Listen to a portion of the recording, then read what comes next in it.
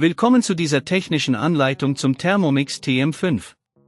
Wir sind Kelatos Informática, Spezialisten für technische Reparaturen. Wir holen dein Gerät direkt bei dir zu Hause ab, führen eine kostenlose Diagnose durch und schicken dir einen Kostenvoranschlag, bevor wir reparieren. Keine Anrufe, keine Fahrten. Wir befinden uns in der Calle Joaquín María López 26, Madrid. Bequem, transparent und professionell. Link in der Beschreibung. Wenn die Messer deiner TM5 ein furchtbares Schleifgeräusch machen, ist das ein deutliches Zeichen dafür, dass etwas nicht stimmt. Oft liegt das an abgenutzten oder beschädigten Komponenten im Messermechanismus. Wenn dieses Problem nicht zeitnah behoben wird, kann es zu weiteren Schäden an deinem Gerät führen und die Leistung erheblich beeinträchtigen. Für diese Reparatur benötigst du einen Kreuzschlitzschraubendreher, eine Zange, einen neuen Messerkopf und eventuell etwas Schmiermittel. Zuerst schaltest du den Thermomix aus und ziehst den Stecker, um sicherzustellen, dass er nicht versehentlich eingeschaltet wird.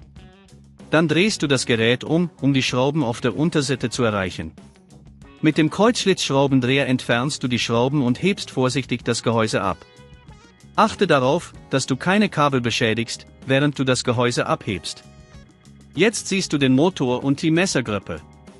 Um das defekte Messer zu identifizieren, hörst du genau hin und prüfst, ob es Spiel hat oder sich schwerfällig bewegt. Wenn das Messer locker sitzt oder ungleichmäßig läuft, ist es wahrscheinlich defekt. Um das Messer herauszunehmen, musst du die Halteschraube lösen. Mit der Zange drehst du die Schraube entgegen dem Uhrzeigersinn und entfernst das Messer vorsichtig. Jetzt kannst du das neue Messer einsetzen. Achte darauf, dass es richtig sitzt und fest angezogen wird. Wenn dir das an dieser Stelle zu kompliziert wird, denk daran, dass wir bei Kelatos dein Gerät zu Hause abholen und es dir repariert zurückschicken. Nachdem das neue Messer eingesetzt ist, setzt du das Gehäuse wieder auf und schraubst alles in umgekehrter Reihenfolge fest. Vergewissere dich, dass alle Kabel richtig sitzen und keine Teile im Gehäuse eingeklemmt sind. Zum Schluss schließt du den Thermomix wieder an und machst einen kurzen Testlauf, um sicherzustellen, dass alles einwandfrei funktioniert. Um zukünftige Probleme zu vermeiden, achte darauf, die Messer regelmäßig zu überprüfen und bei ersten Anzeichen von Abnutzung schnell zu handeln. Reinige die Messer nach jedem Gebrauch gründlich, um Ablagerungen zu vermeiden, die die Funktion beeinträchtigen könnten. Wenn du kein Risiko eingehen willst, bei Kelatos holen wir dein Gerät ab, reparieren es und liefern es dir nach Hause, in der ganzen Schweiz.